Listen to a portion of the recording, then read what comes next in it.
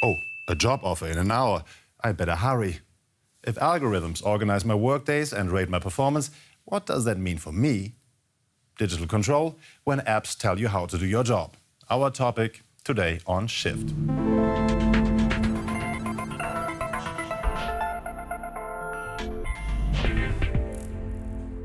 Brave new digital workspace. No more fixed hours, working from the comfort of home, and everything you need at your fingertips through your smartphone.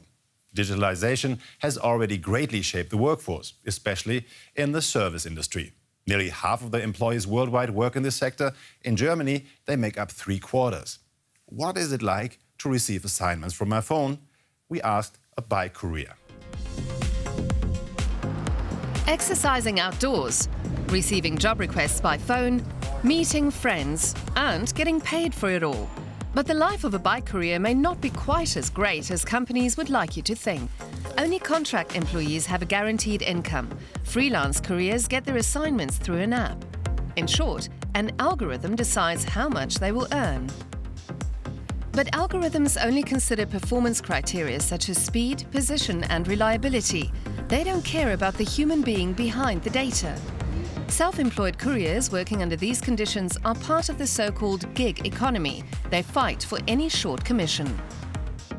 University lecturer Timo Daum specializes in the working conditions of the digital age. The people who work these gigs don't necessarily decide when and where they do it. Instead, the platform assigns them certain jobs, or it doesn't. And quite often, they find themselves at the mercy of the app, as if they were waiting for breadcrumbs that the site's algorithm tosses out. Constantly waiting for the next job is nerve-wracking and emotionally exhausting. In Germany, unions and politicians are raising the alarm. Due to new developments in digital technology, we're seeing new forms of exploitation and precarity. Bike couriers, for example, they've gone without any real social safety net for a long time. Doesn't sound easy, but I don't want to be a bike courier, so that's not my problem, right? Actually, that's a bit short-sighted. So-called digital capitalism has brought radical changes to our working lives and is affecting more and more people, according to Timo Daum. And he should know. He's been working in the IT sector for 20 years and has written 2 books on the subject. Digital capitalism is a historical phase of capitalism in which algorithms and data take on the role that machines and resources used to play. In this digital capitalism, the data corporations that specialize in data extraction dominate the market. Often, these businesses cloak themselves as platforms. In the future, experts predict that fewer workers will receive contract positions. Google's already proving them right. Not even half of their employees are under contract. In the gig economy, many work in precarious circumstances, in theory, whenever and wherever they want. But even if they're independent on paper, they may still be closely monitored. One example are Amazon's warehouse workers known as pickers. Their workday is determined by digital scanners. Warehouse workers in particular are monitored very, very closely. A device they carry around with them watches every step they make and gives them clear instructions on where to go, in the literal sense of the term, which optimal paths to walk. It's reminiscent of the assembly line days, where people were reduced to performing single, simple ideal movements.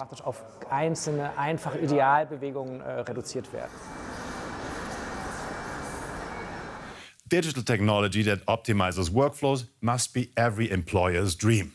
But they could also use these programs to identify optimal employees. And these forms of digital control aren't limited to couriers and warehouse workers.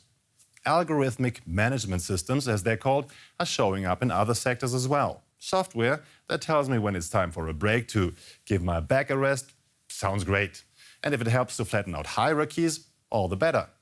On the other hand, it would also log my work performance in detail. And how does that affect me, Mr. Daum? Often the physical boss disappears and is replaced by digital technologies that are invisible but keep a far closer watch. These mathematical theorems of algorithm. Imagine I had a computer counting how much expensive studio time my fumbles cost. Now, that's total digital control. What algorithms can't count, however, are social skills. To measure those, you simply need to ask your employees. Rating systems in which workers evaluate one another are becoming more commonplace. They were inspired by the customer rating systems we're used to from most major internet platforms. My producer brought me a cup of coffee today. 5 stars, would hire again. Online fashion retailer Zalando developed the Zonar rating system based on co-worker feedback in order to digitally track the work performance of the company's 5,000-some employees. A union-friendly foundation examined the Zonar system. Their study showed that the sensation of total surveillance it creates damaged the working environment. And yet, more and more companies are favoring digital monitoring and workers with flexible availability. Under these circumstances, workers can hardly defend their interests. We're dealing with a kind of digital early capitalism. It's as if new digital factories were popping up. There's no regulation. So we need a process involving labor struggles. And they're already happening. For example, Google employees are trying to organize in unions. They say the company has been blocking them. Some even report having been sacked. But the company denies this. I actually recognize many developments in this digital platform economy that we know from the history of the workers' movement. Of course, the Uber drivers today are organized very differently, in Facebook groups, and they call wildcat strikes. They're a kind of postmodern union movement, and I think that's a positive development. I definitely welcome it. So there's still hope. But many of these checks and balances are already part of labor law, at least in Germany. But the large internet corporations are not too happy about them. The 4 tech giants, Google, Apple, Facebook and Amazon, or GAFA, operate worldwide and set themselves above national regulation. In most countries, they can avoid taxes and use their monopolies to their advantage. National data protection laws are just a nuisance to them. And they don't like taking responsibility for what happens on their sites. They have a watertight defense. For years, they've insisted that they're just intermediaries or that their sites are neutral marketplaces. Of course, that's not really the case, says Timo Daum. What's special about these platforms is that the ones who set them up are the rulers there. They decide the rules. And they're also the ones active in these markets they themselves created. For example, Amazon is a provider on the marketplace that it has created worldwide. So it's not just the referee, but at the same time, it's also a player. There are 2 main reasons why the GAFA Big 4 dominate the markets. One is the network effect. That is, a service's usefulness increases disproportionately with the number of participants. The more, the merrier. Then there's the feedback effect. The bigger the site, the more data it can collect to optimize its system. And that makes the site even more attractive to users. Google and co. are hugely successful in securing their monopolies. According to major Silicon Valley investor Peter Thiel, competition is for losers. There's just no way around digital capitalists. Or is there? In India, small businesses are fighting back against Amazon. India's powerful shopkeepers' union has been trying to block Amazon's entry into their billion-euro market with protests, as well as legal and political action. The battle's yet to be decided. Meanwhile, China simply locked the tech giant out with its enormous firewall. They've been pursuing quite a radical protectionism, and I'd have to say, very successfully.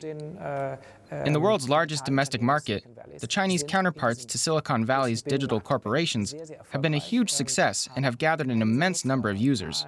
So they get this algorithmic feedback effect in a very pronounced way. The Chinese model is pushing digital capitalism very hard in its vast market. The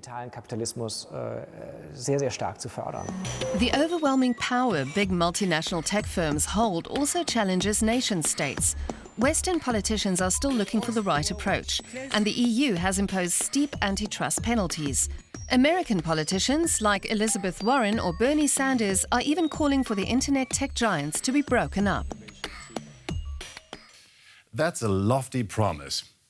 And by the way, 7 of the 10 most highly valued corporations worldwide are tech firms.